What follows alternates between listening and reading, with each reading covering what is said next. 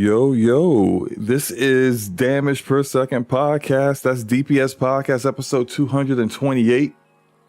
And we doing this on a Saturday night because Thursday was not right. And we're gonna have a good show, man. We're gonna have an awesome show. We got a lot to discuss. Me and my co-host Gaming Forte. Say what's up, Forte. What's up, guys? We late because of me. I was sitting there organizing. I was watching the Pokemon ripping ship, and then I was also organizing my cars to go into a binder. And then SloMo texted me, was like, "You okay?" And I was like, "Yeah." And then I was like, "Oh, we moved the show." So it's on me. Your boy Forte was like in a zone, and normally on Saturdays he ain't gotta do nothing but like whatever he wants to do, and you know that's why we're late. So it's not on SloMo this time; it's on me. But other than that, it's been great. It's been a good week. Switch 2 comes out in a couple of weeks. Well, actually in a week and a half. I paid mine off completely. Can't wait to get it. I'm just happy to have that astronomical price point out of the way. Can't wait to play the remake of the Bravely Default. It's gonna be a great time, SloMo. And Pokemon cards come out next week too, so it's gonna be. I have a really cool week that I'm looking forward to. And I actually went to IKEA. I did a lot of stuff over this week. I went up to IKEA and I bought new. Have you been playing any games? You sound like you've been doing all kinds of stuff. No, I played Doom. What games? I played Doom. Okay, Doom, Dark Ages. How are you liking it? I mean, you talked about this last week, but are you still haven't finished it? No, well, because I was at work. Well, because I worked the last 4 days in a row, and you know, the biggest thing I kind of realized is, gaming ends up being like I never had that moment where I felt like I had to find time to do it. Except for like the last couple of months, it was like you sit there and say, okay, I need to do this and I need to do that. And I'm like, oh, I need to play this freaking game. And I think I put 5 hours in it since last show we talked about it. 5 or 6, probably closer to 6. I like it a lot. It's just I was actually at work today. I did log into Expedition 33 while I was at work in the back room for like an hour while I was on my lunch, and I played it on my laptop for about 40 minutes. Were you still in Act 1? Yeah. Oh yeah, bro. Because I haven't really played it since Doom came out, and Doom came out almost 2 weeks ago or a week and a half ago. So I haven't played that in a while. When I tell you about my activities in that game, you're gonna be very I believe it. Disturbed.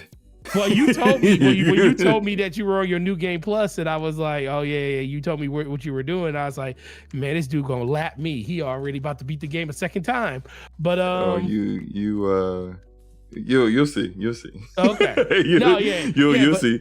Yeah, but outside of that, I did log into Destiny for a second, and then I logged. Go ahead. And then I logged out.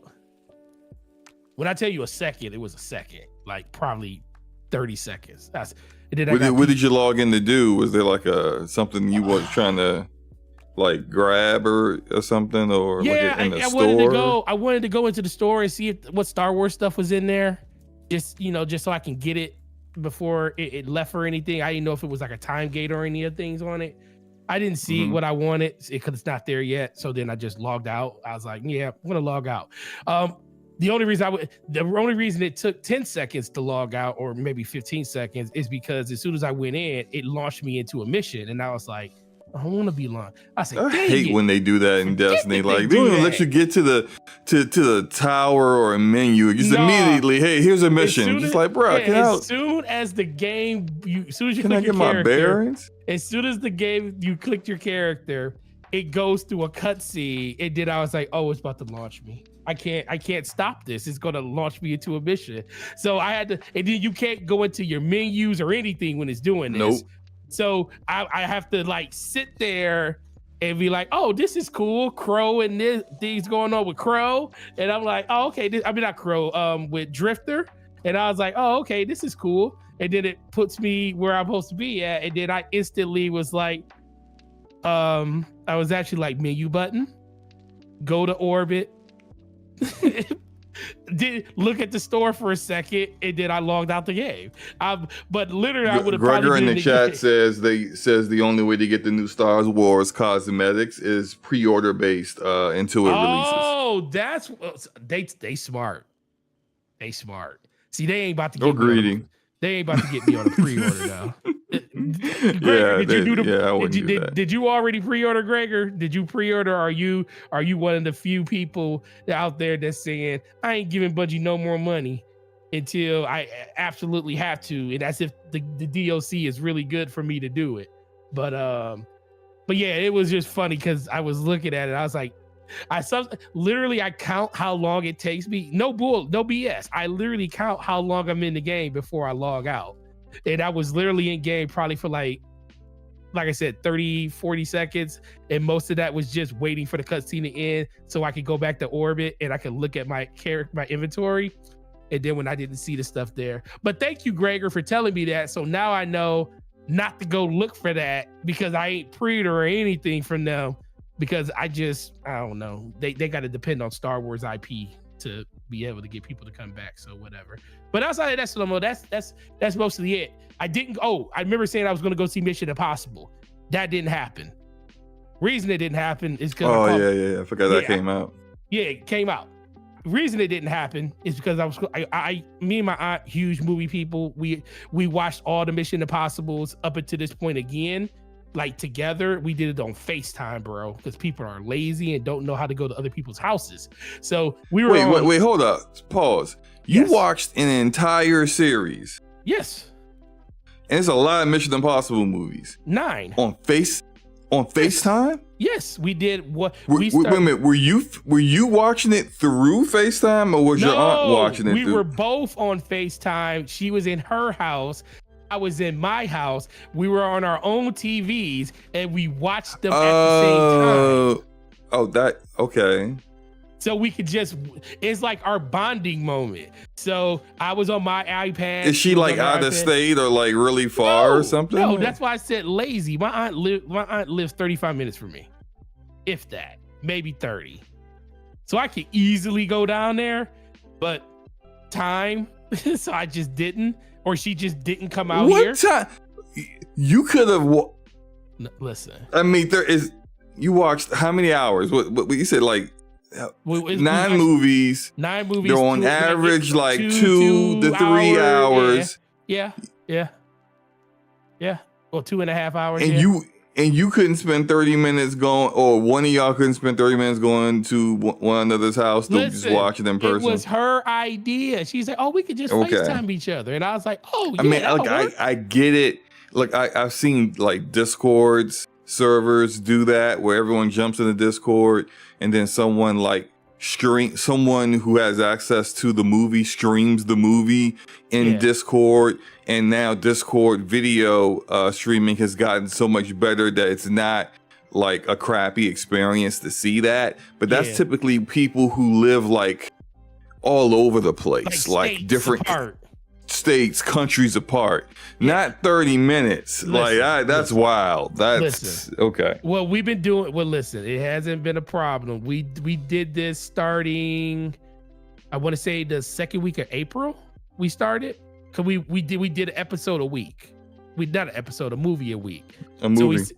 So we said, when does the movie come out? Comes out May 23rd. Okay, cool. We're gonna start on this week and we're gonna watch the first one. The next week we're gonna watch the second one. So every day that I was off, I just carved out like 2-3 hours and just did it. So I bought the Mission Impossible series before like the last 3 came out. So I think the last one I have is Rogue Nation, I think. Yeah. And I have them on Blu-ray and on digital. Cause you know how like if you buy the Blu-ray set, you could get like a digital like code and you can own it digital too. I haven't watched through them again. Like I've watched all those movies before, but I wanted to kind of go through them again before because I've missed like the last 2 movies, and then this last one, was it Final Reckoning, right? Is that what it's called? The Final Reckoning. Dead Reckoning was the one before. yeah, I've missed the last 3 movies, so I need to get caught up.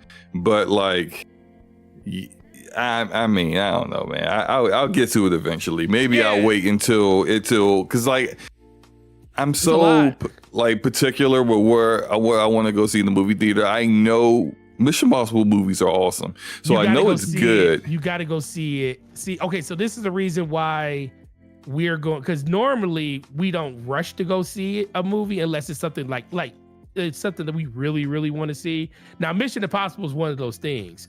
But with next week being, with this week being, you know, all the stuff going on with me at work, we was trying to find time to do it. And I was trying to go see, I said, oh, I thought I was going to be doing the podcast, so we could have went to go see it on Thursday. But she had some stuff going on, and I was like, oh, okay, that's fine. So I found out T-Mobile, because I have T-Mobile, we want to go see IMAX. We have to go see this movie in IMAX. We have to, because we have to get the sound and we got to get the viewing experience. So I said, hey, T-Mobile has the $5 ticket. And you know, IMAX tickets usually cost $17, $18, $20, depending on where you live at. So we got the $5 ticket through T-Mobile, and we made our reservations to go see it on Tuesday, because Tuesday at AMC, you get popcorn for, I think, a large popcorn, large drink. It's like $10 versus every other day, it's like 18, 19.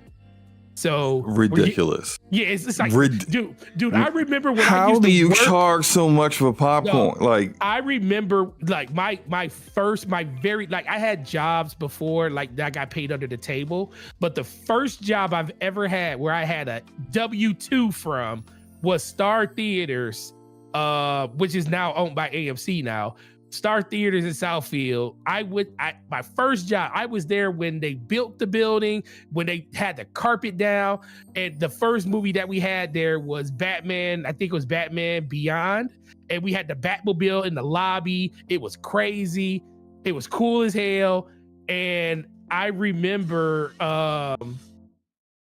popcorn being, because I was a supervisor in the concession stand.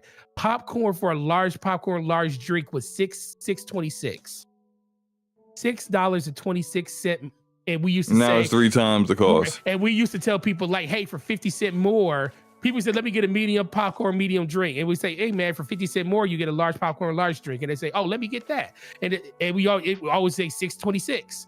$6.26. So it was a large popcorn, large drink. This is the reason why. This is the reason why it's like that, right? It's like that because essentially no one goes to the theaters like that no more. And I'm one of them. I don't go to the theaters like that now. No, like, I don't either. As much as I used to. I only go if it's like a movie that I was like super can't wait to go see, something like Avengers Endgame or the Dune movies, like those movies. Like then, like I'm going to go see it in a theater. I saw what's the last? I saw what's the Thunderbolts? Oh yeah. What did I see before? And Sinners. I saw those 2, right? I saw Thunderbolts. I didn't see Sinners yet. But like, if it's not something that I'm super excited for, then look, I'll wait.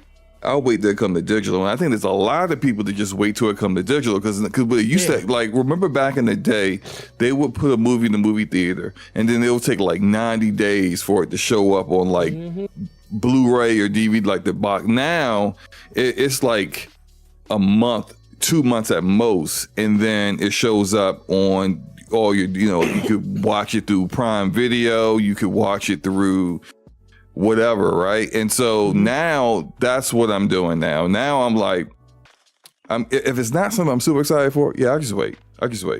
And so, and because so many people are not going to the theaters like they used to, now they gotta find some way to make up that cost so that the price goes up.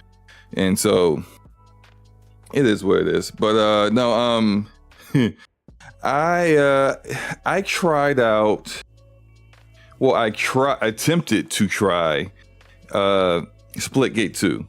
And so Splitgate 2 was supposed to have an open beta right now, and the gameplay you see in the Jumbotron is from the closed beta. The open beta it's bad, man. Not the game itself.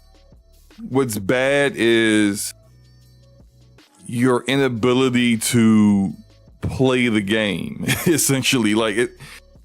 So remember with Splitgate 1, they got, like, when it came to consoles and it got super popular, so many people wanted to try it and play it. They heard so many great things, but you had to wait like 30 to 45 minutes in the queue to even get into the game. Yep. To even log into the menu. And that really hindered it because people wanted to try it, but they weren't going to wait for 45 minutes doing nothing to get just to even attempt to play the game. And so it messed everything up. Now, I was hoping that their issues with networking or matchmaking would get fixed. No. And I'm like, and like I've been in the technical test, I've been in the closed alpha, I've been in the closed beta, and everything was fine. Then they do the open beta. Now you're gonna get a lot more people for an open beta, and dude, I have not played a single match. The CEO had to come out and do an apology, apologizing for people not being able to play the game. I'll tell you what I and people are making memes, by the way. Like people saying my favorite highlight of the Splitgate 2 open beta, and it's just a JPEG of them looking at the retry menu, and it's just like the retry button at the main menu, and it's like this is their Achilles heel because the game's good and the game's fun, but can't nobody play it. And then when you keep having these matchmaking issues, like, how do you allow this to happen again? Now, clearly, yes, it's a beta, so it could get better. Hopefully, we'll get better, right? There won't be any issues at launch, hopefully. But they have a battle pass for the beta where people have spent money already and they can't play the game. That's a problem. And the CEO said, hey, my bad. If you spent money already, don't worry. You're going to get everything that you paid for. Don't worry about that. But it's like, bruh, people can't play your game, man. And it's unfortunate. I would have wanted to play the game and talk about, any further changes they've made to the game since the last time I played it tonight.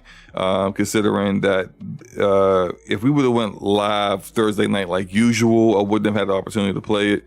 But here we are 2 days later, and I still can't play it. So hopefully get it fixed. But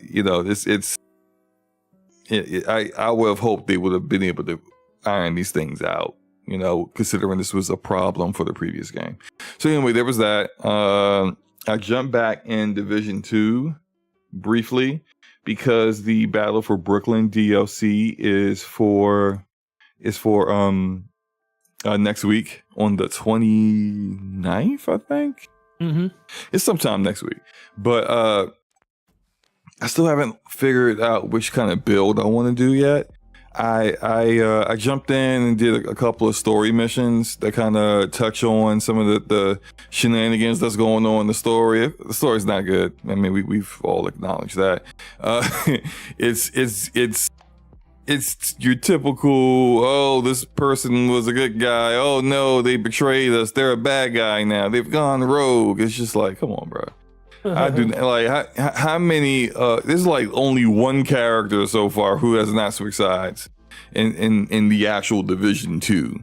Like one character he's, I don't know, that guy's black or Hispanic, whatever he is, but it's just like, yeah, he's just it's kind of goofy, but it's a Division, so I love the build diversity that comes with it. So I'll get into it. I need to find some time to kind of look at like what current gear sets are out and what I want to work towards, because doing one-shot sniper builds was fun for a while. It's not anymore. My current main build that you're seeing right now is just the striker build, which like is a holdover from the first game. I need something that's really going to make the gameplay feel new and interesting when I'm doing this new content. And so I'll figure it out. But there's that, and the Borderlands streams, like, and you were, jumped in for a few of those.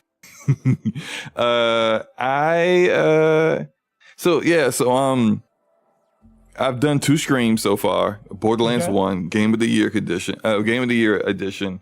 I will be doing more for certain. I didn't do any for the past couple days simply because I was not feeling well and not having time with work and stuff like that. So that's my bad, because I've gone about 3 days without doing another one at this point.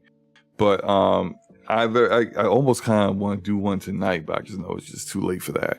But either tomorrow or Monday will be the next one. And I've seen a couple people step up and say, "Oh, I want to join you," and I'm like, "Hey, the more the merrier." I just need to go stream more. That's all. So yeah, there's that. And all right, so look, Expedition 33. Before I say this, I need you to just agree to not judge me, okay? Oh, okay. Do you agree? No judgment. I agree, no judgment. Okay. I'm on New Game Plus Plus on PC. You good? Okay, yeah, good. Cool. All right. On Xbox, I'm I'm at the end of the game, and I'm like just doing achievement hunting at this point, and I think most of my characters are in the level 80s. And what else? I beat Simon. I beat him like a drum. My current setup right now for like in-game content actually does more damage than before they nerfed Mael and did all the nerfs and stuff. So yeah, I'm just it's my setup is pretty broken. And there's that. Remember, you said you weren't going to judge me, right? Just reminding you, Forte. You said you weren't going to judge me, right? I'm going to take your silence as consent. Okay, so I boiled on PlayStation. I'm not going to judge you. I boiled on PlayStation.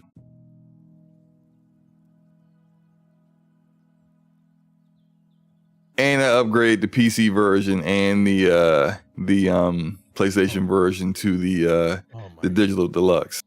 Oh my God! Okay. No judgment. What you oh my God for? No judgment. No judgment. Okay. So I'm still in Act 1 on PlayStation. But yeah, so I feel like I'm just going to 100% the game on every platform. It's like when I love a game, this is what I do. I own Cyberpunk on everything. So is what it is. Yeah.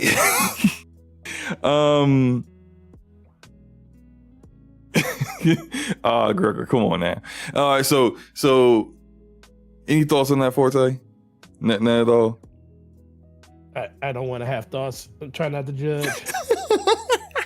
I'm trying not to judge here. Yeah, it's a judgment-free zone. Okay, all right, good. All right, you ready to get into these rapid fire topics, sir? Let's do it. Okay, let's see. Bandai Namco. So Bandai Namco made an announcement earlier this week that they are now working with A24, which, if you don't know who A24 is, I don't know where you've been. Like, you don't watch movies or something. Like, you don't watch quality movies, by the way, let me say, because A24 is they are, there was a hymn when it comes to a movie studio or a production company is A24. They don't miss. They do an excellent job in all the movies they make. and they're working with Alex Garland, director and writer Alex Garland, on an Elden Ring movie. Now, if you're not familiar with Alex Garland has written and directed Ex Machina, fantastic movie, Civil War, fantastic movie, and Annihilation, which was Annihilation was okay. It was just okay, but he's a very good writer and director. I think they found a good person for this. My only somewhat concern here is that Elden Ring is a very it's fantasy, it's fantasy.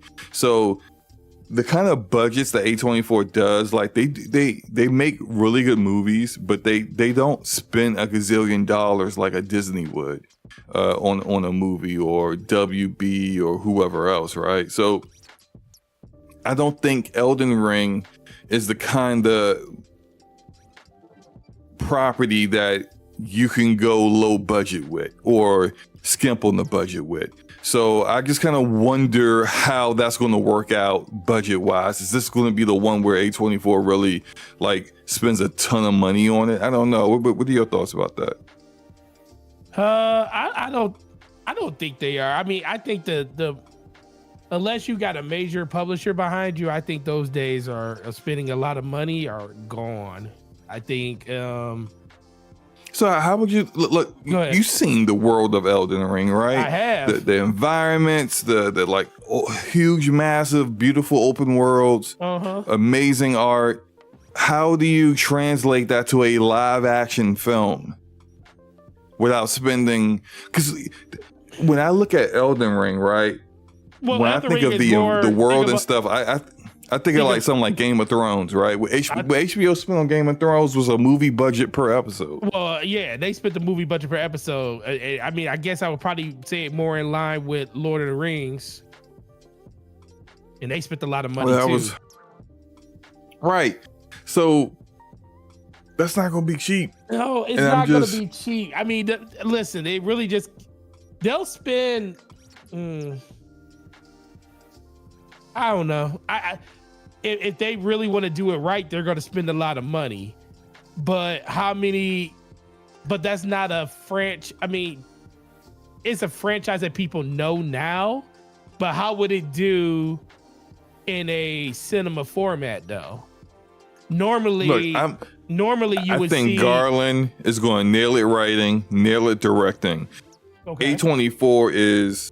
I was singing their praises 5 minutes ago. My only concern is that people will look at it and be like, it just looks like New Zealand. It just looks like it's not supposed to look like anything in this world. Right. It should look otherworldly. And and when you do live action, it's difficult to kind of do that, but also it is New Zealand. So it's just so you have to know the fact it is New Zealand, but and I'm not saying it's definitely going to be New Zealand. I'm just talking, but it's just it is New Zealand, but at the same time, you're not supposed to be thinking as you're watching it, oh, I think I know where that is. Something I would say I'll give credit to Star Wars about is that some of the sites that they have done, Lucasfilm has found in the world to do their shots and film at have been amazing. And they've been places that I didn't really even know existed. And so therefore I don't really go outside of the concept of the movie and go, oh, I know what that is. That's that island over there in Australia or something, So it's just, I'm just somewhat concerned on them doing big budget stuff because this requires a big budget. It definitely is a big budget. I just don't know. I felt like Cyberpunk did it perfectly. And I mean, it's different when you're doing anime style. But them doing it in the format they did it through Netflix and smaller. Yeah, that was animated. Yeah. Right. And so that's the benefit of animation over live action is that when you have this kind of stuff, it is it's easier right to really, you know, catch that tone that everyone's looking for, because you're not trying to do this live action with live actors and not have it look goofy. You just gotta make sure you get some really good animators and the vision is correct. I agree. That's all. Yeah, you're right. It just ultimately just comes down to their appetite for spending money on this. Like, you know, when it talks about, talk about the Halo show. They were spending billions of dollars per episode at the beginning. And I still think they spent millions upon millions of dollars per episode. And guess what? People didn't like it, especially season 1. All that money they spent. Guess what they ended up doing? Canceling it. 2 seasons. Now Microsoft has money to burn like that, and even they have an appetite for not losing money, because guess what? But even then, like, Paramount was doing it, and Paramount skimped on the budget. This is what I'm talking about, right? So like the first episode, they probably spent most money in the first episode than they spent for like maybe the next like 5 episodes in the first season. The first episode had was really directed very well, big time fights, Spartans fighting all over the place. It was good. And then for the next 3 or 4 episodes, we see Chief out of his armor, helmet off, walking around, goes to a planet with no gun. Not even attempting to defend, be prepared to defend himself. Whole bunch of story plot stuff that we didn't care about. No fighting whatsoever. Just tons of exposition. And it's just, we know what this is. Second season, they did the same thing somewhat. They took they just incorporated the story into it to give it a justification. But I knew what it was. And I didn't care. It was no justification as far as I'm concerned. You out here finding a story reason, we're just going to take their armor away. So now we don't have to spend the money to have them in the armor and do the big budget, firefights and everything, because we took their armor away for like 2/3, 3/4 of the entire season. It's like, I know what you're doing. This is some CW BS, man. This is nonsense. Like I can't rock with it. And so if that, I'm not saying Paramount's A24, because like, no way, like A24 is way better than Paramount, but it's just, you can't skimp on the budget, and you can't try to write your way into a way of not having to spend money, because that's to the detriment of the actual experience. That's all. Anything else you want to say about this before we move on? Moving on. Was that the gun? You gotta send that to me, man, because when you do it be all, I think your noise gate be like blocking half of it out. So it's just like, it's like half a gunshot, then like 2 gunshots, then like another half a gunshot. So you gotta send that to me. It's fine. According to Insider Gaming, Nintendo is partnering with Samsung to make Switch 2 OLED consoles. So you know how with the Switch 1, they had the Switch 1 for a few years, and then they eventually came out with the Switch OLED. It looks like they're going to do the same thing with the Switch 2. They also partnered with Samsung for the OLED screens of the original Switch. And Samsung, I don't think they are doing this at this time. I think what's the name of the Hong Kong company? I can't remember the name of the company that does everyone's processors, but Samsung is going to reduce the APU for the Switch 2 at some point as well, according to these rumors. The last time I knew Samsung was producing chips for a company is when Nvidia I think some of the 3000 series RTX GPUs were being produced by Samsung, and NVIDIA switched away from them back to the company that everyone uses. Begins with a T. I can't remember the name right now. It's killing me. But they had some stability issues with it. So I'm somewhat concerned about Samsung doing that. What are your thoughts on this, Forte?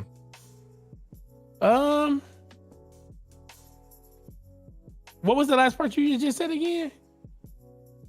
I'm somewhat concerned about Samsung doing the chips, because the stability of those chips when they did it from NVIDIA had NVIDIA going back to TSMC. That's what it's called, I think. Yeah. So yeah, it's what are your thoughts on that, man? I mean, well, anybody that thought that Nintendo wasn't going to do the same thing that they did before is mistaken. They were definitely going to do a release of the regular Switch LCD. It was always in the plan to do that probably first, most likely. It did hit everybody upside the head with the upgrade a year to 2 years later. Right, because they just gonna get you the double dip. That's all. They're gonna get a lot of people to double dip. But that's the biggest thing in the world. It just really just comes back to how long it's gonna take for them to manufacture that, to get it out there for people to be able to purchase it. And I think maybe 2027, probably 2 years. They're going to get a significant amount of the player base to adopt the Switch 2. And then they're going to come out with an OLED that's going to most likely be $550. Well, I won't say $550. I'll say $500 for the OLED by itself. Because they're going to already have a set price point that people are willing to pay for a Switch 2. And you're going to see that $550 price point, that $500 price point, going to be the standard for an OLED, because right now the difference of a regular Switch and an OLED is $50, $299 versus $349. So I think a $500 Switch is always going to be out there, either in bundle form with the LCD or the OLED itself. And then if they do and they didn't even start doing bundles on OLEDs until maybe 2 years ago. This is the first year they did a holiday bundle with an OLED when they did Mario Kart. They never did a holiday bundle with Mario Kart with an OLED. The Mario Kart bundle always was the LCD one. So I think it's going to be a while, but I think that's going to be the price point of it, $500 for the OLED by itself. And I think it's going to come out in 2027. After they get a good adoption rate of 2 years of people getting into the system. And then they're just outside that window of having people really complain that they just, now if you were a person that just bought the system the year before, you might complain about it, but it's always going to be a time period where people are going to complain that they just bought something and they come up with something more, because people are buying things all the time. So there's really no good time for anybody. But if you're an early adopter, I think 2 years with a regular LCD, you might be in the market probably to get an OLED. And that's mostly only if you're one of those people like me that play in handheld mode, which doesn't impact performance on a TV. It's mostly just for you to have a better experience when you're playing on the go. So yeah, I'm not surprised by it. Samsung has always been kind of their go-to. I know the thing is Sony gets a lot of their their technology and stuff is shared across LG, across Sony. Samsung makes a lot of screens for a lot of people when it comes to OLED technology, and most people don't know that. So it makes sense that they're going in that direction. And I think over the course of the next 2 years, whatever new processes they have in place at Samsung to produce this stuff on a mass level will be ironed out by that time, because they even make LCD monitors. I mean, not monitors, but LCD screens for phones and stuff too. Not just their phones, but Apple phones and stuff like that when it comes to the Retina displays. So it's a lot of things that they're doing, but that's kind of what I think about the whole thing. Yeah, I don't know about the price. I think, but pricing is so up in the air, and we know how the pricing of things is going up this year due to a lot of the stuff that's going on with tariffs and more. Just the business environment itself. So I'm not certain on pricing, especially a few years out. But I do agree with you that we probably won't see this until 2027. They may be producing the APU sooner than that, but I don't think we'll see this OLED until that time, because they need to get a good saturation rate of the non-OLED version before they go that route, which makes a lot of sense to me. Next rapid fire topic is actually about.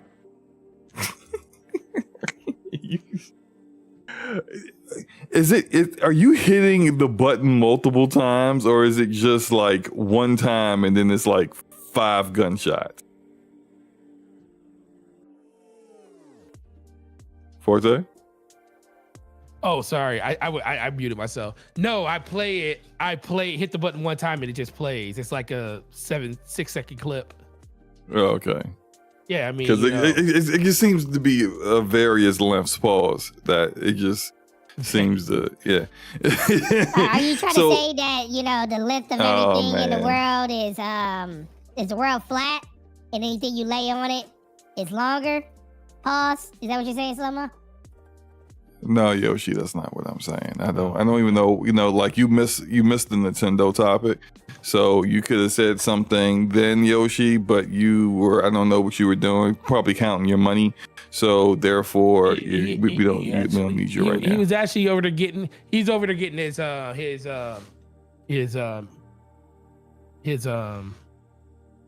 is it called? What is the not pedicure for guys? But what is it called for a guy? Manicure, something like that. I don't know. What is it? Just called pedicure? I guess it is just, yeah. I know if it was called the same thing for guys. It just sounds weird when you say I want to get a pedicure as a guy. I don't know. You get pedicures? No, do you?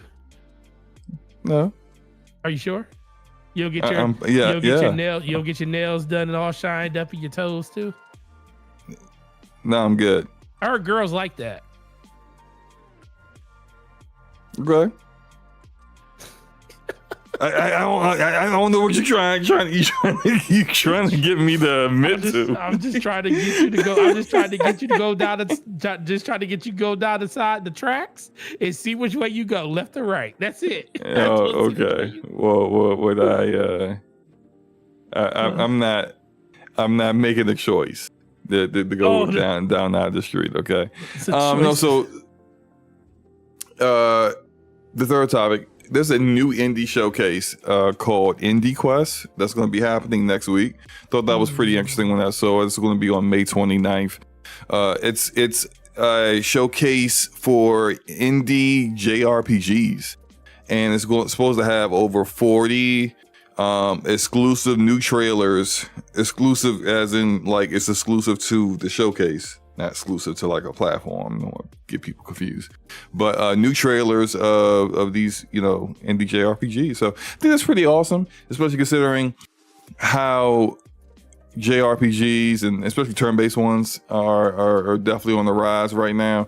Thought that'd be pretty interesting to talk about. And if people are fairly interested about it, I may stream the showcase if it comes on at a decent time. I just know the date. I don't know the exact time at the moment, but yeah, I thought that was pretty interesting. What do you think about that, man? Who cares? Is it really gonna happen? Wow. Yeah, man. The 29th. Sure? Did they announce it? That's like 5 days. Yes, I sent this to you. I know you did. They announced it. I don't know. I don't trust it. They haven't been doing anything as of late, and all of a sudden they finally doing so. You sure that was a doctrine? Who is they? This is their first showcase. I know. That's what I'm saying. I don't know who these people are. Who are these people? SloMo. Y'all see what I do with, right? Y'all see. Wait, moving on. Wait. Why you say it like that? Don't talk about why you. I understand any showcase. I was just messing around with you, Slo. Yeah.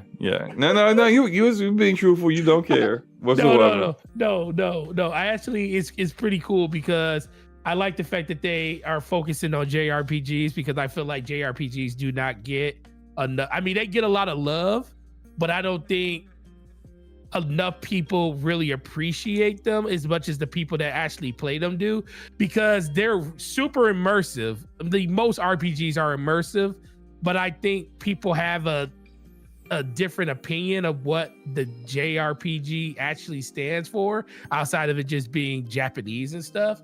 There's actually a lot more. Not saying there's a lot more depth, but there's a lot of depth to those games. And I think the fact that people will get a chance to actually just get a showcase, because we know the people that are into those things are going to show up to it, but knowing that they're actually putting a focus on just that genre in particular, I think would actually help it, become never really mainstream, but more. Because right now people just think of Final Fantasy when they think of JRPG, like the common person, or Persona. Yeah. But they don't know that there's like a Dragon series. Yeah, they don't know there's a whole other world out there. Some people didn't know that Dragon Quest used to compete with Final Fantasy. Sure did, yeah. They used to compete until the Square and the Enix came together. They used to compete. So I just like the fact that this is something that they're doing, and hopefully it just brings more people to the genre. And the May 29th is going to be a big day. I'm actually going to turn into, because there's JRPGs that I'm actually interested in that I probably don't even know about, because guess what? You're not really paying attention to it, but knowing that there's a showcase that's going to be showed around is going to be a good thing. I was actually just shocked they got 40 trailers for 40 JRPGs that are like. That's what I said. I was like, there's new that they no one has seen them before, and I was just like, wait, what? So because I was fully expecting to see, the second, the third trailer of a game that it's already been shown before, but they have 40, and they be new trailers for. Well, maybe how that's written is a certain way. Maybe it's new trailers as in this is the first time you'll be seeing the trailer, right, but it's not a brand new game that you haven't heard about before. Either way, I'm just happy to see more showcases and more games being shown. Right, so. Exactly. Same. All right, so let's get a little messy. Oh Lord. Well, I mean, I'm not getting messy, but still. And sure? Shout out to Web Day. Web Day says hit the like button. I agree, hit the like button. Let's talk about Avowed's director, Carrie Patel. She apparently has left Obsidian to go work for Netflix Games, and specifically Night School Studio. And if you aren't familiar, or maybe you don't remember who Night School Studio is, Night School Studio made the indie hit Oxenfree. They also made Oxenfree 2, which came out I think 2 years ago, and another game, After Party, that I thought was a big disappointment at least on my part. But Night School Studio was acquired by Netflix about 3 years ago, and I think they're pretty talented story writers in gaming. They are former Telltale developers. And so I thought that was pretty interesting that she left Obsidian to go work for them. Forte, your thoughts on that?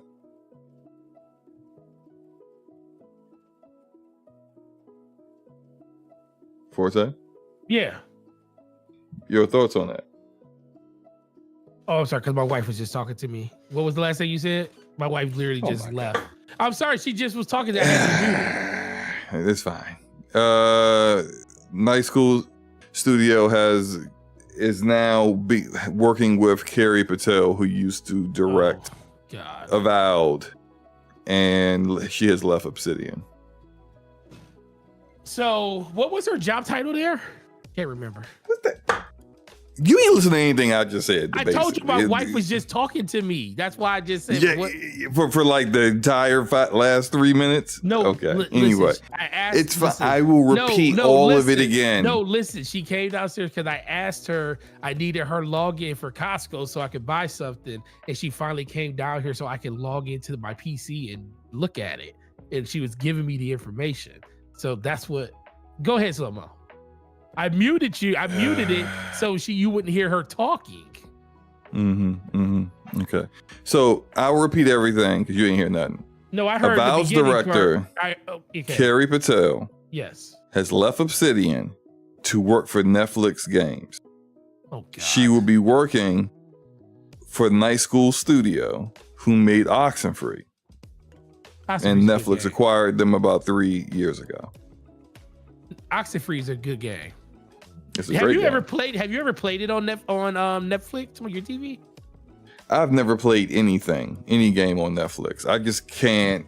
You haven't. I don't know. Like you haven't scrolled. It just doesn't seem. You never right. scrolled through your feed and came across Oxenfree sitting in your feed on Netflix before. I've seen multiple games show up, and like I'm on Netflix, and I've seen the game section, and I've seen games there, but I'm just not in the mode to play a game when I go on Netflix. I'm in the mode to watch something, right. So I just don't.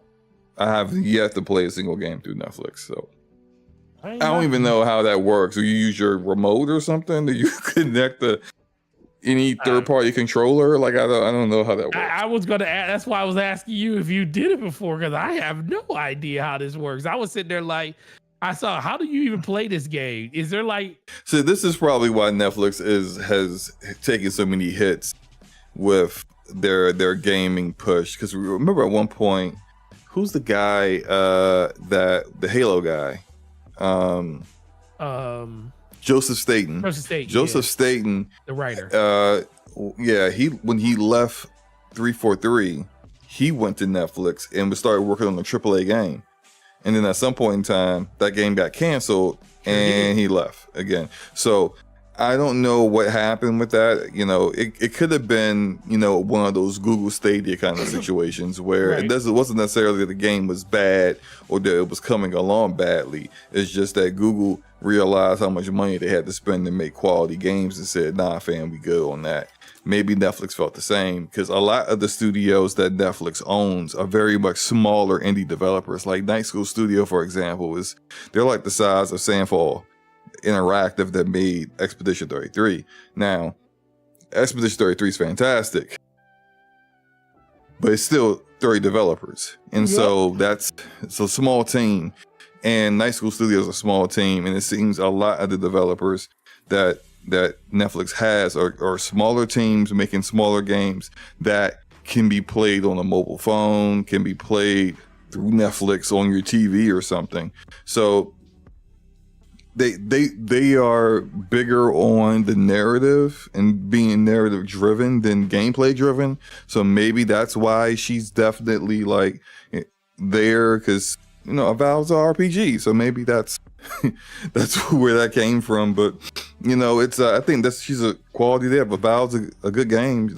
Obsidian has lost one. I'm not saying that the studio's taking a massive hit over it, but it is still something to think about. What are your thoughts on the side of Obsidian losing a director? I mean, it for me, if it's a lateral move, I don't like lateral moves in the same position. Now, granted, you can have a lateral move and make more money because people can still pay you more money to be in the same thing that you are. But if they're gonna let you head a studio or something like that, where it's a promotion and everything like that, you have you pretty much had a lot of creative decisions and stuff when you were at Obsidian, but now you have full creative decisions and everything that goes through the studio. Really just depends on what the title of what she's doing there is. But anytime you lose a director of anything, it's never, I won't say it's always bad, but it's never a good thing at that moment, because you always you have people probably, if you did a good enough job, you have a bench.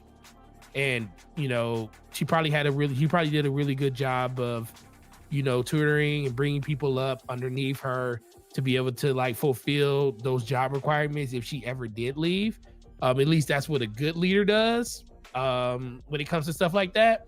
So with Obsidian, I feel like they've always for the most part hit it out the park with the things that they do.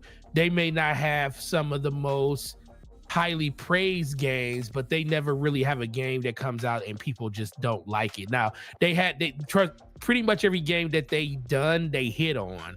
They probably just didn't hit it out the park, but at least they got a base hit or a double hit out of it. So I think that I wouldn't worry about it, but it is always hard to like kind of wonder what's going to happen at said studio when a person of that caliber leaves it. If you think about GTA, like we all know, everybody just assumes that GTA is going to be great. You know why? Because it's always been great. But remember someone when you said, I forget his name, when he left, he was like, I don't know what GTA is going to be now that he's gone. I think in general it's going to be fine, but is the essence of that still going to be there? Like what he created and the things that he did to like bring people into the game? That's a completely different it's like there are certain people that kind of set a tone, for a direction. They understand the feel of a game and its IP and what it's supposed to be. You're going to get a lot of people that come and go, but your environment artist or your level designer leaving, that may not be as influential as a director who has been the lead director over the entire series from beginning to end, and to bring it back to Avowed, it's a brand new IP. Technically, well, not kind of sort of brand new IP. It's a part of the Pillars of Eternity universe. So maybe this is not that big a deal that she's leaving. It's not like.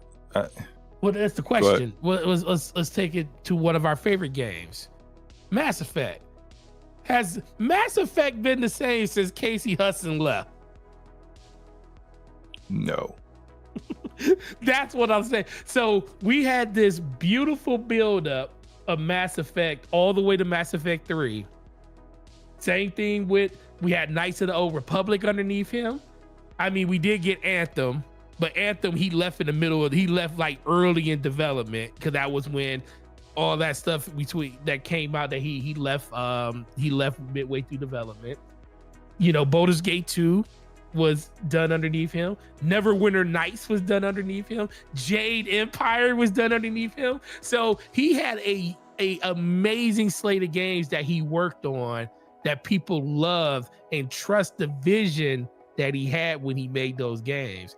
And not even halfway through the development of the last game he worked on when he was at BioWare, which was Anthem, we all saw the end basically happen at BioWare. That was the beginning of the end of the BioWare that we know. So that's where you could kind of look at the direction of where the company was at the time and everything they were doing. You could be like, I believe in BioWare still. And it only took one game for people to start questioning BioWare, is when we started hearing about the direction of Anthem, and that people didn't even know what the game was that they were working on until they saw it at the Xbox showcase. And then you start thinking about the direction of, and I know you actually ended up liking Dragon Age, but you even started questioning the direction of Dragon Age Veilguard because of all the everything that they were doing in the game and the way that they were rolling the game out to consumers and talking about the game and doing like 2 different title screens of it instead of showing us the freaking game. And you even got to the point where you got like worried about the development of that game. So all that stuff happened.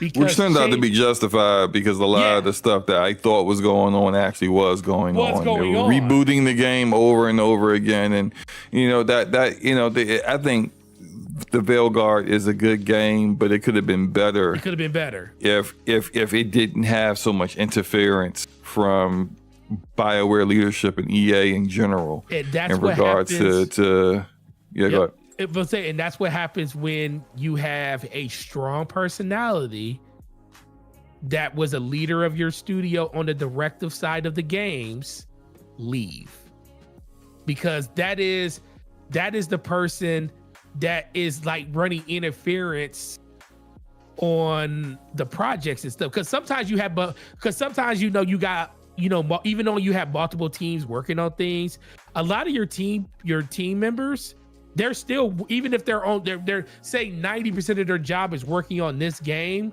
there's crossover, with other things that they're doing probably for another game. And that stuff gets kind of, the director, their job is to basically direct that traffic. It's like, okay, you're working on this. This is what you're doing during this time. And then when everything gets thrown in turmoil because said person is uplifted and leaves, you don't have that person that is experienced to still do the job that person was doing. Because let's be for real. You've been a manager before, SloMo. All managers aren't created equal. Some are good at doing the task themselves, and then some are good at directing and leading people to get the task done. Maybe not as great as them, because that's how I lead. I tell people, like, you don't have to be as good as me. I just need you to do the things you're supposed to do and follow the directions you need to follow in line to the structure that we want to do as a store and as a studio, as a publisher or developer or anything like that. All that stuff transfers. But that's what I'm saying. So we really don't know what the impact of someone like her leaving is going to ultimately cause on the studio, because we don't know if she brought somebody up underneath her that can still do the job as good as she does it. But we also saw what happened in one instance, like I said, with Casey Hudson, where once that man left that studio, pretty much everything fell apart. Yes, they got a good game out the door in Veilguard, but the brand of BioWare is nowhere near what the brand used to be before. Not saying that's going to happen at Obsidian, because I don't think it will, but you just never know. But Netflix got a good one. And this could all be not that big a deal. Right. She clearly wasn't directing on The Outer Worlds 2, which is coming out later this year. Which helps. I felt like The Outer Worlds 1 was a better game than Avowed was, in my opinion. So if Outer Worlds 2, they're different kind of RPGs, but they're still RPGs, and when it's all said and done. And I just enjoyed Avowed, The Outer Worlds 1 more, and I'm looking forward to that one way more than I was Avowed anyway. So if The Outer Worlds 2 hits, then all right, they lost the director. Okay, big deal. Hopefully the next one up, hopefully you got someone in mind that actually is ready for the opportunity. They have excelled at whatever role they've had already, or maybe they've been kind of like the leader of a team, in a particular department, and they've showed the aptitude to be able to do more, and they can step into that role, and it just be either seamless as if your previous director didn't leave, or even better. We don't know, but we'll have to see. Second to last rapid fire topic is Metaphor ReFantazio is coming to Game Pass on May 29th. There's a lot of stuff happening May 29th. This is the third time I talked about something happening. So yeah, if you haven't played that, this is like a little minor thing. You haven't played it and you have Game Pass, you should probably try it out. It's a very, very good RPG. Another JRPG, as we have been talking about a lot today, but pretty good get for Game Pass. What are your thoughts on that, Forte? Yeah, I was shocked that they actually got it in Game Pass. Granted, the game has already been out. It came out in, I believe, in the November, beginning of December. So the audience that was going to, buy the game initially has already passed. It even got, with it being in the Game of the Year nomination, it even got a little bit a nice size boost from that too. So Yeah, that's a really good get for people on Xbox Game Pass, and the fact that it's coming to Xbox finally, what was it, 6 months later, pretty much, is about in line. So once again, the fact that, you know, these are the things that I wish Xbox really talked about. Instead of telling people why they don't need it, tell people why they should have it. Because you could play this game on a PlayStation, you already probably played it, but if you're on an Xbox, we have Xbox Game Pass, and the best experience to play this game outside of PC is on an Xbox, where you can sit back, play it on your TV, and a game that was $70 for the last 6-7 months or 5-6 months, just for the subscription of your Game Pass payment, you get to play this game day one as soon as it hits the Xbox server. You don't even have to wait. So, yeah, once again, W for Game Pass, just terrible marketing by Xbox by telling people they don't need some. Because where does Game Pass really exist? Yes, it exists on mobile and cloud and, you know, PC, but their biggest market, you know, share is still console. Like, yeah, the Game Pass numbers are growing on PC, I play mostly on PC, but you know, not trying to hate on it. I just like the fact that it is finally coming. I just wish that the messaging around why it's important to have an Xbox has kind of vanished from the vocabulary.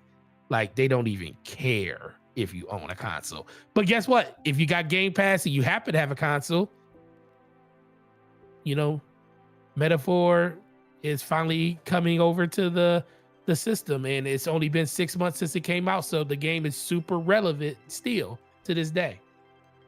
Yeah, I think Glenn Stone in the chat makes a good point. He says it's a great timing for people who may be just finishing up on Expedition 33, and you know, they may still want to have may have that turn-based RPG itch they want to scratch. Then, you know, here's another turn-based RPG as well.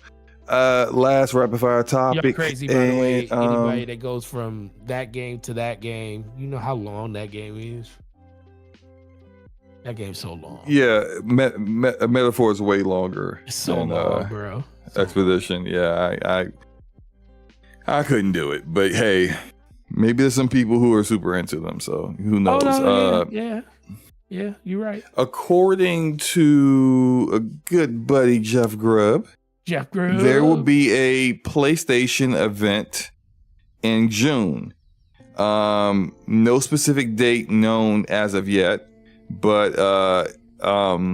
he says there's no actual knowledge of whether it's a PlayStation showcase or a state of play. But this is what he's been hearing, what's supposed to be coming down the pipeline. My thoughts are, I said this on Twitter earlier this week. Once I saw this news, I don't think they're doing showcases no more. We haven't had a PlayStation showcase in 2 years. They do state of plays. State of plays, when they were doing showcases, right? Mm-hmm. It would be a lot of third party stuff or VR and all kinds of stuff like that, and then you know your showcases where you would see first party games. Now we're starting to see state of plays where there's still third party content. There's still, you know, whatever VR things is being made, which isn't much. But then at the very end, you'll get like a first party or a second party game.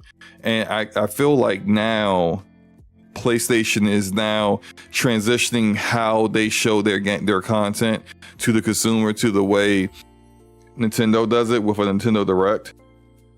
Like only when they go reveal their new hardware, like their next console, does Nintendo do like a different kind of showcase. Like they did a showcase for the Switch 2 reveal, but otherwise it's just Nintendo Directs. And I feel like that's the same thing that PlayStation is going to do going forward. It's just state of plays. That's it. That's true. When they got something to show, they'll show it. There's no pressure on their studios who aren't ready to release games or to even show a game yet, to be forced to kind of show a game at a time period where you really don't even know if what you're going to show is going to make it into the game. you don't know if it's quite right yet, or like you don't want to show something that is not going to be representative of the final product, and then it causes problems with people. So that's my thought process on that. What do you think? No, I think the same. It just ultimately comes down to Actually, all right? I'm just actually trying to think about what you just said at the end, though.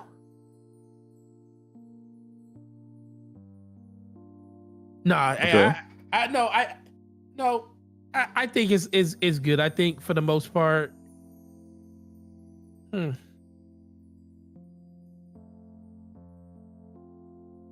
drawing a blank on exactly how I want to say it.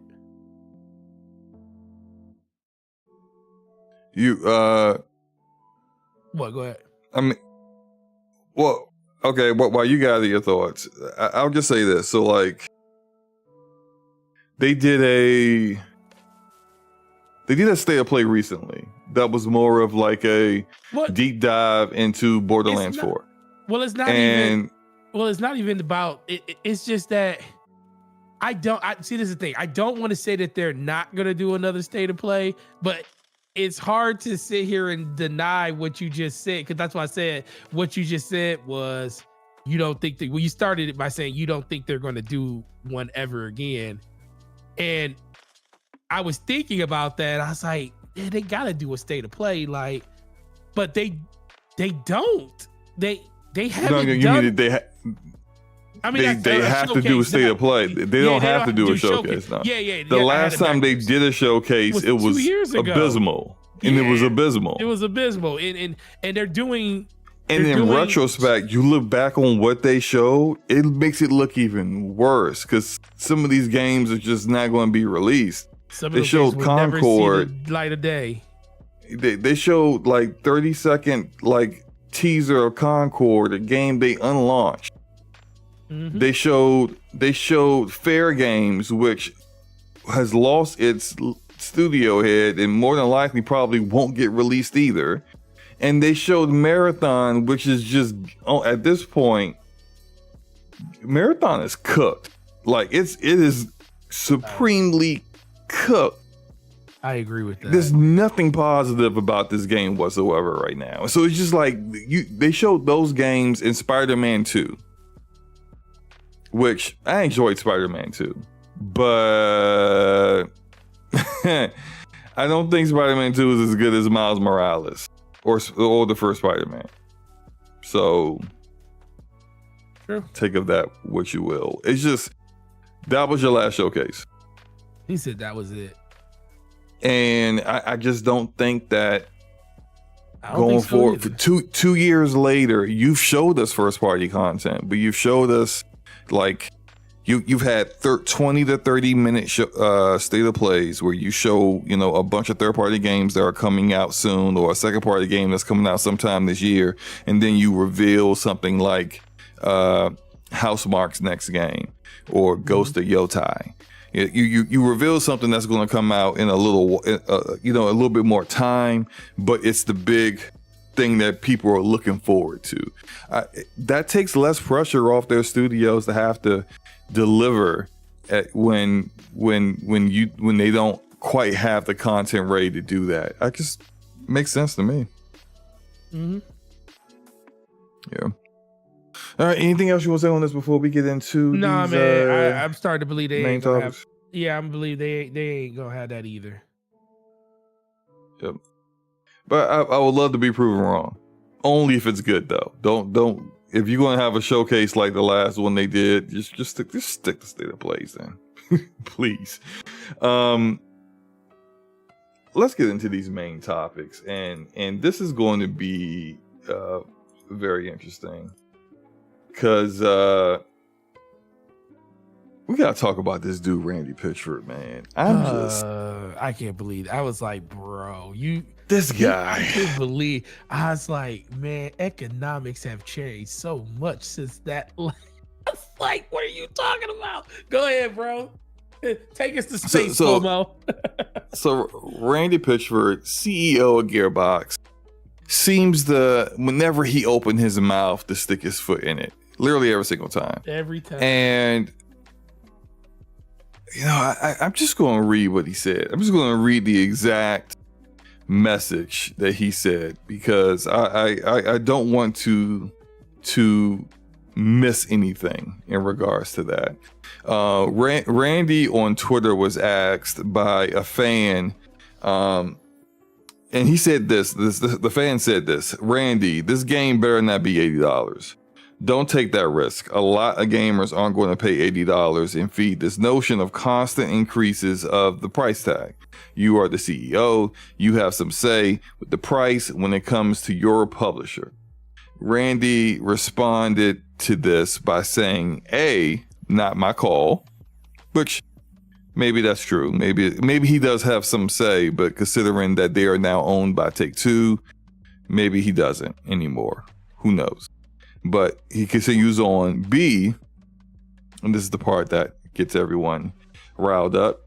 If you're a real fan, you'll find a way to make it happen. He goes on to say, my local game store had Starflight for Sega Genesis for $80 in 1991 when I was just out of high school working minimum wage at an ice cream parlor. And I found a way to make it happen.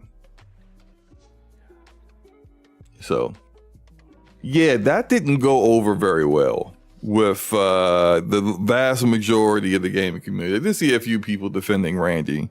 And they were mostly just saying that, like, people are frauds and you're going to spend, and he knows that you're going to spend the money on the game because that's what people do. It's no different than Mario Kart World for Nintendo Switch 2 being $80. But, you know, that there are certain, I'll say this before you go, Forte, there are certain IPs that have the cachet to do that. They have the gravitas, the weight to do those things. GTA, Call of Duty, Madden, really, like NBA 2K, like the games that are proven that it doesn't matter what they do, you know, how much they disrespect the actual consumer, people will buy the game. And I do not think that Borderlands has proven that yet. Could I be wrong? Sure. But I don't think that they've proven to be that kind of IP. Borderlands does sell very well. Like, I think it's been not that well. I mean, it's got Borderlands 2. Well? Borderlands 2 has sold 30 million copies total. Yep. Borderlands 3 has sold 20 million. But that's over a series of years. You know, like, that's not like in a 12 month or 24 month period. So Call of Duty is going to do that in 4 or 5 months. Guess what? Grand Theft Auto is going to do that in 5 minutes. In the first 7 days, it's going to hit 50. It's probably going to hit 30 million in the first 50, like the first week. Mm-hmm. And people are going to buy it just due to the fact that, like, dog, the FOMO. People, like, nobody's going to, like, as much as I love Borderlands, and you know, we both love Borderlands, ain't nobody gonna be out here scratching they arm, like scratching their neck like Pookie trying to get Borderlands. They ain't gonna be doing that, bro. If they ain't gonna do it, they don't even do that for Call of Duty anymore. And Call of Duty still sells 20 something plus million every year. They'll do it for Grand Theft Auto. A lot of people will do it for that. They ain't even looking for like dog. Most people ain't even looking for Borderlands, and that's the funny thing. Yeah, we can sit here and say, "Oh, Call of Duty's in decline," but most of the gamers, which are the consumer, like the casual base, they look for Call of Duty just like they look for NBA, just like they look for Madden. You know, Randy, you got people aren't checking for Borderlands. What kind of game do you think you have? And it's partially due to the fact that Randy doesn't know how to communicate like a human being. So, like, he could have said this in a way. That's true. He could have said this in a way that still would have been corporate BS, but people would have been just like, all right, you know, typical corporate response.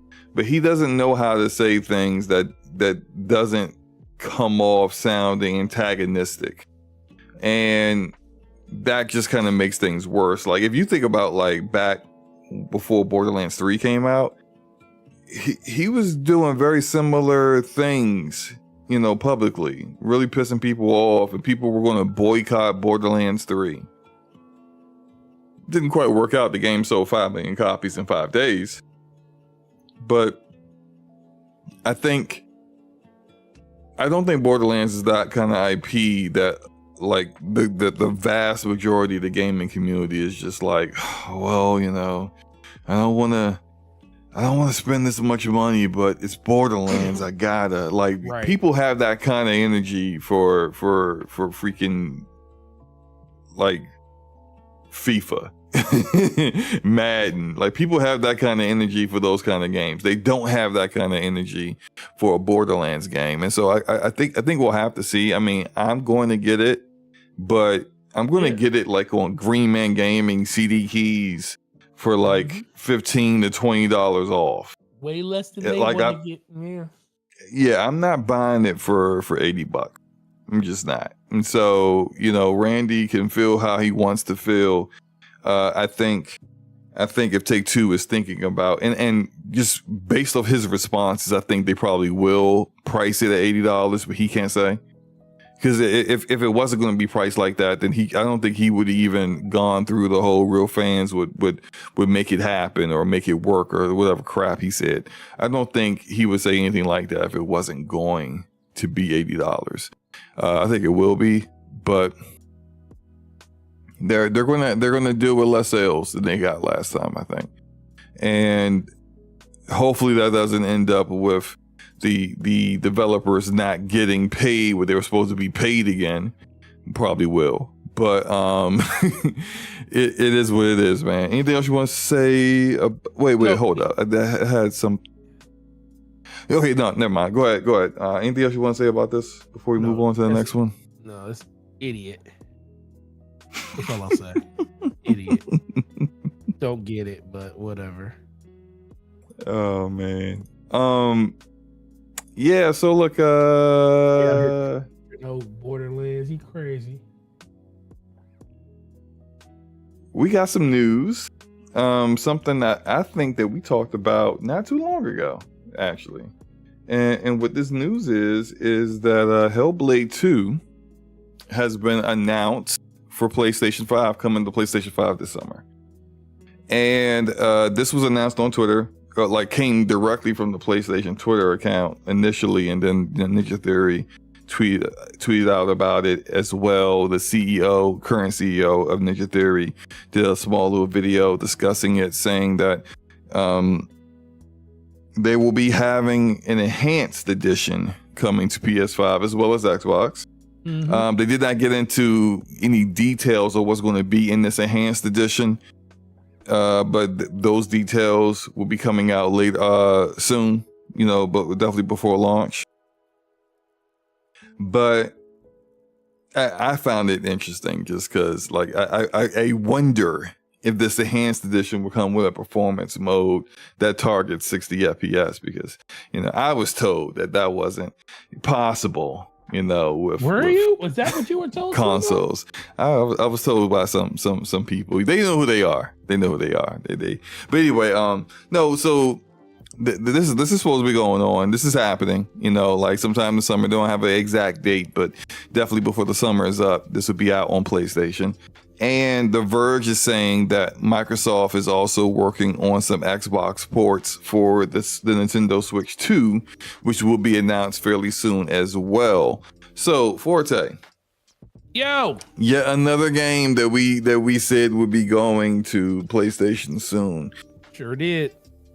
What do you think is next? What's the release game? So, Hellblade year. So, what all games came out a year ago? Or within the last year and a half? Forza Horizon 5. That's already went. Sea of Thieves. Sea of Thieves is over there already. Hi-Fi Rush. Yep. Indiana Jones. Doom was always going to be over there. What's the other one that Obsidian made? The small game. Not Grounded. That's what's. Well, Grounded is over there too. Grounded is over there already. What's the other small? It's the other one. Pentiment. Yeah, Pentiment. Yeah. And I feel like there's one more, but I can't remember. Well, we'll put it this way. So Indiana Jones went in roughly 6 months. It was supposed to be 3 months, and it got moved to 6 months because of the delay. If we go off the cadence of a year, 6 months to a year, I still think. Well, we already know we already know that the Gears game is going over there. Yeah. So if we're talking about games that haven't been announced for it yet, I mean the funny thing is we even and know that's supposed to be August. And that's Gears August. Game. Yeah, the Gears game is in August. But we also got Outer Worlds 2 coming. And that's already been announced for PlayStation. They actually put that in the trailer. Yep. It went from being exclusive to day and date. Day and date. Well, I will say this. I also believe that everything going forward. Well, Outer Worlds 2 is day and date. They don't need to say.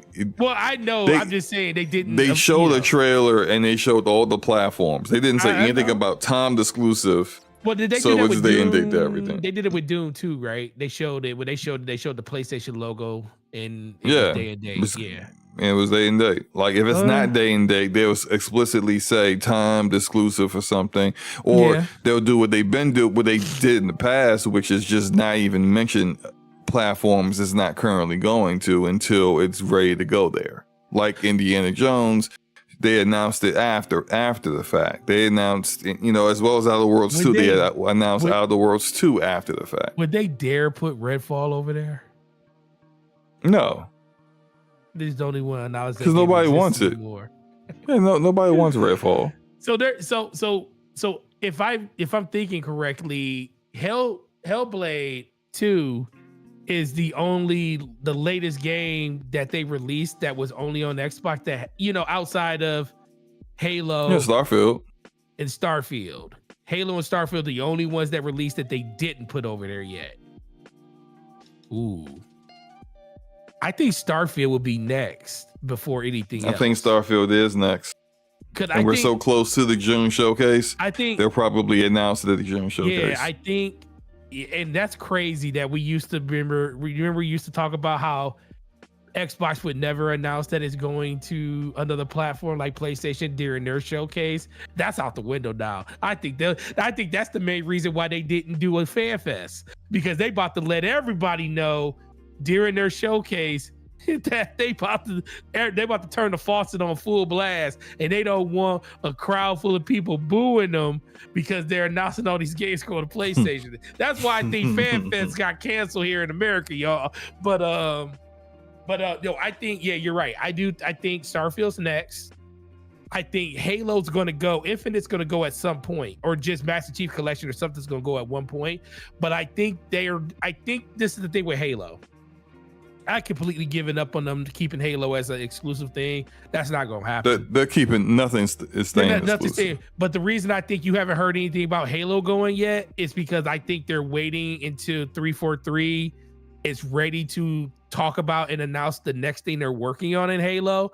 Because I think the best time for them to talk about Halo is when they got another game on the horizon, and then they're going to use that vehicle with that new game to get more people involved when it comes to PlayStation. And that's when you'll see something like the Master Chief Collection go over first. They'll announce it early. I think they'll announce that Halo game probably 2 years before it comes out, so they can have a game. They'll do something like Master Chief Collection, which has everything in it up into 3 plus ODST, and it has Reach in it. And then I think they'll do later that year or something like that. They'll do a rollout. They'll do Halo 4. They'll probably do Halo 5. And then, or they'll do a collection or something with the other 3. And then you'll finally get Infinite. The funny thing with Infinite's not even, they almost seem like they're not even going to talk about Infinite because they're ending the storyline in that. And think about this, you know what the funny thing is? They did that with the last 2 Halos. Like Halo 5, they don't even really acknowledge in Infinite. Like they talk about the rampancy of Cortana a little bit, but they don't really dive into the conversations and stuff that was happening inside of Halo 5. And now we're hearing the stories that Halo Infinite, like they're just going in a different direction. So the last 2 Halo games, story-wise, when it comes to like single player, are irrelevant. So who knows what they're really working on with the next Halo game? So they may just. I think the next Halo game will be. I think it's going to be a remaster of or a remake in Unreal Engine of Halo Combat Evolved. That's what I think it would be. And that will be, and it's going to be on PlayStation because it's going to be essentially introducing the IP to the PlayStation community. Exactly, and that's when I think that's why I think you won't hear about Halo going over until that happens. Yeah. So, I mean, it's I technically maybe Starfield isn't the next one. The Starfield might get an announcement of going to PlayStation before the showcase just to kind of get it out the way. But just think about this for a moment, right? They have in the past month or so announced Hellblade 2 and Gears Reloaded for PlayStation. Mm-hmm. This showcase about to be a multi-platform showcase, essentially. Sure is. Because everything else, like Glintstone in the chat has been just talking about games. Metal Gear Solid, Forza Motorsport, Blade, Perfect Dark. Even though Metal Gear Solid is not their IP, right? What if they showed Forza Motorsport has already came out, but Blade hasn't. Perfect Dark hasn't. And if they show those games again, they could very well do what they did with the Outer Worlds 2. With the first time they showed the Outer Worlds 2, the game was supposed to be only on Xbox Series X and S and PC. And then the next time they showed Outer Worlds 2, it's on everything. That could very well be the same case with Blade, Perfect Dark, Fable. You know, like I kind of anticipate they'll show something for Fable, even though it's not coming out until next year. And they could very well show it for all platforms, which is everything's going. So that entire showcase is just going to be, I think after the showcase, people will finally just stop caring. Because it's going to be really readily apparent that Phil Spencer, that is, was not being truthful when he said 4 games. So, I mean, we all knew this, but it's going to be super apparent that is the case. My only problem. I mean, it already is technically, but my only problem was saying he was not 100. He wasn't truthful about that. I just think he wasn't. I think he was in a position, and like this is just me giving him like not an out, but kind of understanding how situations work, especially when you're in a position like that and you got people over the top of you making decisions that you probably don't agree with, or you just don't know what direction we're going in. He said that this is not an indication of a change in strategy, and it was.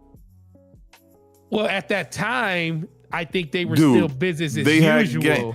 It wasn't. It was not. It was not business as usual. No. They didn't change their mind after he said that. They were already on that energy. Oh, well, I think Microsoft was on that energy, but I also think that they're probably was on that. He knew when he said it that that Starfield was going. So you're not gonna let me. He played semantics. Not allowed to give this man semantics. He played semantics. He played the fiddle. He said it wasn't one of the 4 games that are going. Well, I knew that was a lie. I knew that was a lie. But at the time, going, bro. It was in development to be ported. Indiana Jones, that is. It was in development to be ported to PlayStation. So he knew when he said it. But could he come out and say that though? Like, there's a lot of things that we know. He is the CEO of Microsoft Gaming. But he ain't the head of Microsoft though. Let me ask you this. The head of Microsoft told him to just. What purpose is there to do this? Slomo, let me ask you this, Slomo. If you the chain of command that you have at your job. We won't talk about what that is, but the chain of command. There is an order in way things, like if you were told something that is for you to know, but you have 50 other people that work underneath you and they don't know what the plan is, but you know, but you go out there and share that plan with the world, what's going to happen with you, SloMo? Clearly. But you are clearly that's going to be a problem. But you are speculating that was the case, that he didn't have any autonomy in how this information is disseminated to the public. No, but I'm just saying we don't know. This is a completely different direction. You don't know. No, look, none of us know. This is what we know. What he said was a lie. Yeah, we do know that now. Just like, okay, so I just don't like care VR, was VR, he said it. Was VR a direction that they were going in at some point? Probably so. But does he look like a bald-faced liar with the fact that they didn't even go in that direction? That's completely different than this. No, but we don't know. Things change. Like the one thing that I always go back to is the fact when they were talking about the leaked documents, and they talked about all the things that was on the timeline for Xbox. And they said, and Phil Spencer came out and said, when those documents came out, he's like, yes, a lot of that stuff has changed. You know, some of that stuff gets changed. He didn't really elaborate on what changed, what versus what stayed the same. Of course, he's not about to let everybody know what the plans of Xbox is. But a lot of that stuff, especially on the console side, has came out to fruition 100%.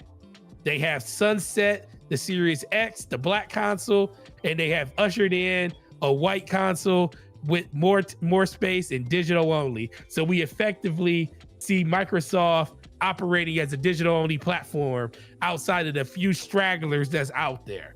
Now, we don't know exactly, like, I think he knew that stuff, but we can't. I understand what you're saying, SloMo. It is a lie, but I just feel like at a certain point, it's like, how much does your job really mean to you? And are you really going to go out there and tell everybody? Tell lies to people, or are you going? Which one is more important, the lie or your job? Now, you are basing this entire thought process under the assumption that he could not tell the truth, that he was being ordered to lie to the consumer, and you don't know that to be a fact. What we know to be a fact is it's impossible for them to get Indiana Jones ready as a port for a game that was already incomplete at the time when he said it, to be a 6-month delayed port to PlayStation. No, that's impossible. It's not possible when he said it wasn't one of the 4 games, which was a technicality. It wasn't one of the 4 games. Not because it wasn't going, but simply because, of course, the game wasn't ready yet. The game wasn't even out on Xbox and PC, so of course it's not going. But these are what they should have did. The bigger lie here is that he said this isn't a indication of a change in strategy. It was.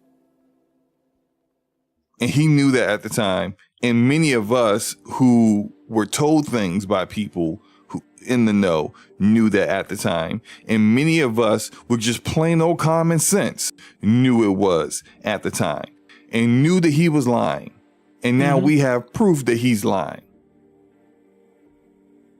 The man I do believe that it was not his choice to go multi-platform. Right. I do not believe that Satya, the CEO, told him how to disseminate that information. I think it was his choice to be deceptive with that and to not just rip the Band-Aid off and just go, hey, look, this is what it is. I mean, what would have it really hurt? I just don't think you can really come out there and tell people what the plan is without repercussions to the plan. They got those repercussions anyway. Yeah, but okay. I mean, see, listen, I'm more with you. I'm with you on this because I feel pull the Band-Aid off. And we kept saying, just pull the Band-Aid off. Tell people what it is. If it's this, tell them what it is and we can get it over with. Because if you're smart, you already saw between the lines. Like, I knew what was happening as soon as, because the questions they were asking, this is the funny thing. Microsoft, Xbox set themselves up during that business meeting. Even during the interview, he was asked, so is Starfield never going? And he wouldn't answer that question, which just told you that what he said, like if you were paying attention, what he said about it not being the first one of the 4 games was nonsense. It meant nothing. Right. And so all I'm saying is that he was not truthful to the people. And people need to recognize that and understand that's how they think about the Xbox gamer. Which we're not gonna, like, why would you be shocked that they're not gonna do a fan fest now? They don't care about that kind of stuff no more. They don't need to cater to you. They don't need to make you feel good as a Xbox player. They getting money now. What is it? Top like 5 out of the top 10 games sold on PlayStation right now are published by Microsoft. They're getting paid, baby. Right now, they're like, who's that? Hey, Phil, the Xbox gamers are outside. They want to have a word with you. Who was that?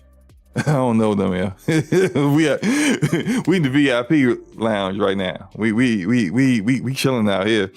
They can leave me a message because we making big money over here now. And this is for older games. Top 5. Like, that's not top 5, but 5 out of 10 most sold games on PlayStation for older titles.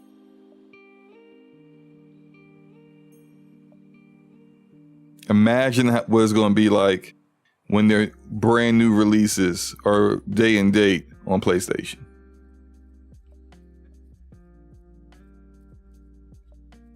So, I'm just saying that I know we got off on a tangent, but that's all I'm saying. Like it's no fan fest. You're right, Forte. They don't want to deal, and I'm not saying this is everyone, but some of y'all stink, okay? And some of y'all don't behave yourselves correctly. Y'all show up these events looking like you've been wearing the same t-shirt for 5 days, kind of stinky, and they don't want to really see you. They never really did, but they dealt with it because it was part of the job. And now it's like, we don't really need to do that no more. we the biggest third-party publisher in the world. So we don't really need to deal with that. And especially now, if y'all going to be all upset and asking me questions that I don't feel like answering about why I put X game on PlayStation. Are you gonna put Fable on PlayStation next? Is that what you're doing? Are you gonna put? Does this mean Elder Scrolls 6 is going to PlayStation day and date? What does all this mean? Is PS5 Pro gonna get the better versions of all these games? You told me my Xbox Series X would be the most powerful console on the market. What happened? The most powerful console on the market that it's not even the most powerful console, and it don't run your own games. Some of your own games better. Like, not all of them, because I think Doom the Dark Ages runs better on Xbox Series X, but that's not going to be the case for all the games. And I'm on record saying if I was running Xbox, I don't care how good that hardware is over there. We getting parity. I'm not putting my game on the PlayStation and have it run better than the hardware I put out. But they don't care. So they're going to do it if they can.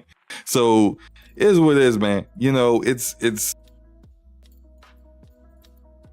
people just got to understand where they're at now. and how they moving at this point in time. That's all. Anything else you want to say about this, man? Before we get out of here? No, it's crazy. That's crazy. Listen, I think I think that people. Listen, I'm not even going to defend it because you know what? It's kind of. I even said that they were lying when they said that. I just also think it was a simple fact of I don't think people can say what they want to say and keep their job. Now, I could be, like I said, I started by saying I could be 100% wrong. He could have easily, knew exactly. I mean, he knows what the plan is, of course. It could easily been a situation that happened that way, and I could be 100% wrong. I just think when he said that they said, was Starfield ever going, it was, these are the 4 games we're talking about. He didn't even deny it. He just said, we're just talking about these 4 games. And then after the plan was 100% solidified and Xbox was going in a direction, and they asked him, is Starfield ever going to go to another platform? And he said, why would I take a game like Starfield and keep it for ourselves? Like, completely different answer. Why would I take a game that millions of people want to play and keep it to ourselves? That's completely opposite of what you said before. It's like, we're just talking about these games, and then we're basically saying that all our games are up for they're up for whatever. So to me, the message was loud and clear. This is the direction we're going in, and get in line with it. And this is the marching orders you have. And ever since I feel like Phil Spencer got those marching orders, he has 100% been transparent with everything going on with Xbox. So that's the only reason I feel like a lot of the conversation around back then was like, yes, did he know that it was being made? Yes. Was he still trying? I still in my heart, and like I said, and I'm taking from the heart here, not from any facts or anything. I feel like he was fighting to keep the Xbox that everybody wanted to have. The exclusive side of Xbox, probably still have games going other places. I think he was going to lose the fight on third-party games that were already third-party. So like Bethesda and stuff like that. I think he was going to lose that fight because those games used to be third-party anyway. But I think he was really fighting for the games that Xbox made, or the games that, not the publisher games, but like games like Outer Worlds and stuff like that. The games for the studios they bought, not the publishers. I think he was fighting to keep that stuff exclusive. And once he lost that fight, everything's going, bro. So that's the only reason I kind of look at it like, okay, it's a completely different mindset in how he approaches everything now. He just tells people what we always wanted him to do. Tell us what it is. And he just tells us what it is, versus back then, everything was like mysterious and cloak and dagger, and we're gonna say this, but we could. Well, the jig is up now. Yeah. Well, the jig is up now. So like now it's just there's no purpose of being cagey about Fable. Right. Like when you've already said you have announced Gears of War.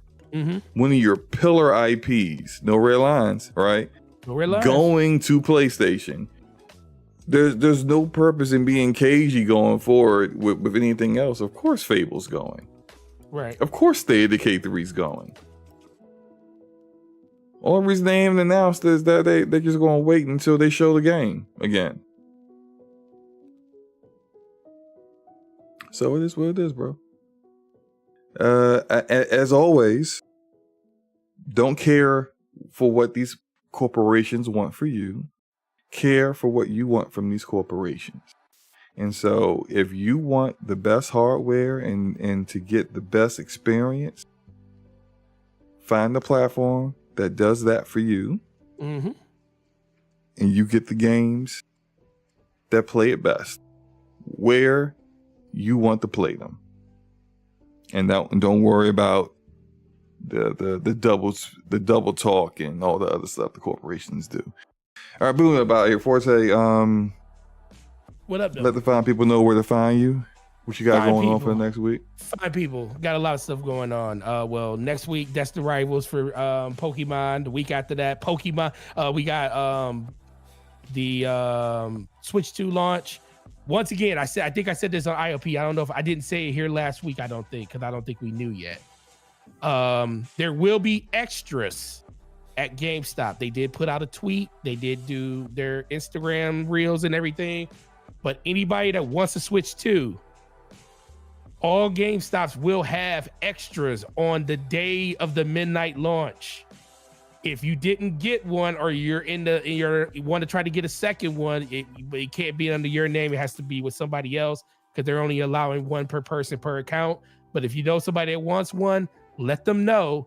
All GameStops will have extras at 3 p.m., whatever your time zone is, Pacific, Standard, Central, Mountain, or Eastern. Yo, isn't there a Nintendo Direct or an event happening soon?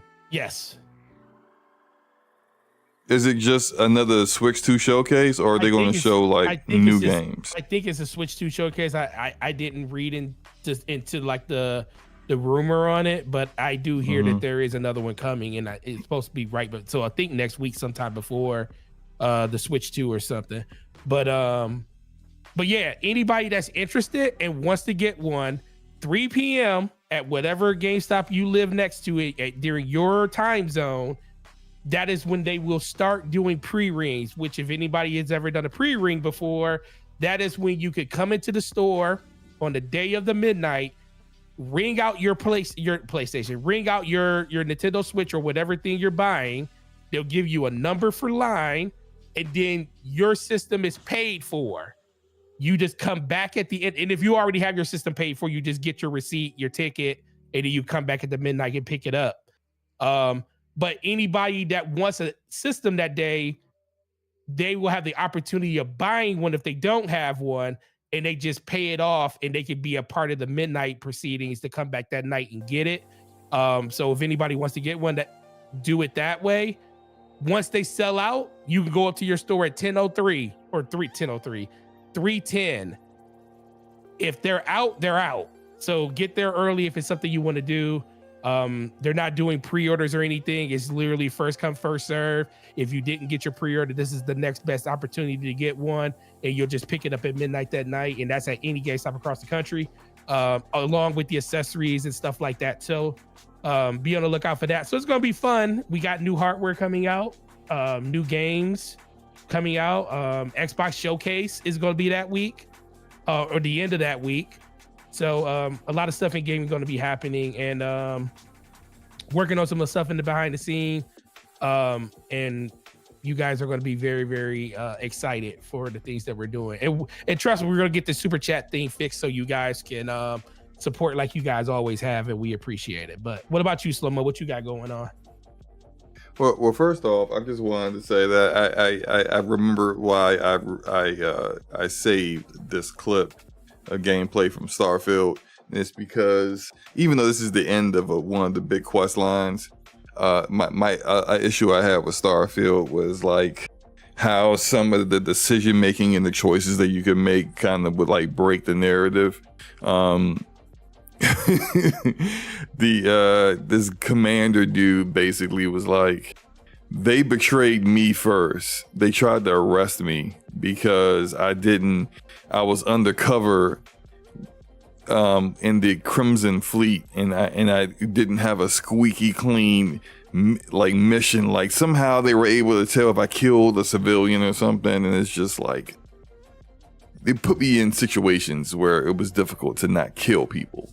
And then they tried to arrest me, so I shot my way out, and then I sided with the Crimson Fleet at that point because I had no choice. If I showed up to give more information to them on what the Crimson Fleet was doing, they were going to try to arrest me.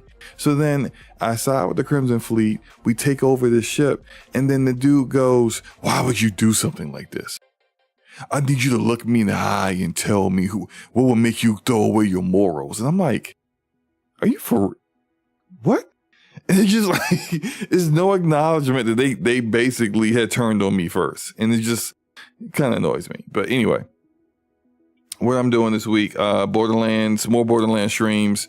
I'm going to do more of that soon. I'm probably going to get in a stream or two with the Division 2 Battle for Brooklyn when that launches. And maybe a Cyberpunk stream where I do the secret ending.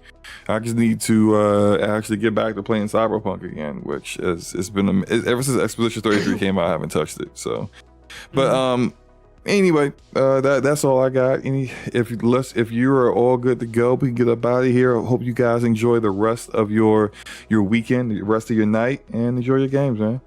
Enjoy them. Peace. We'll see you guys later. Peace.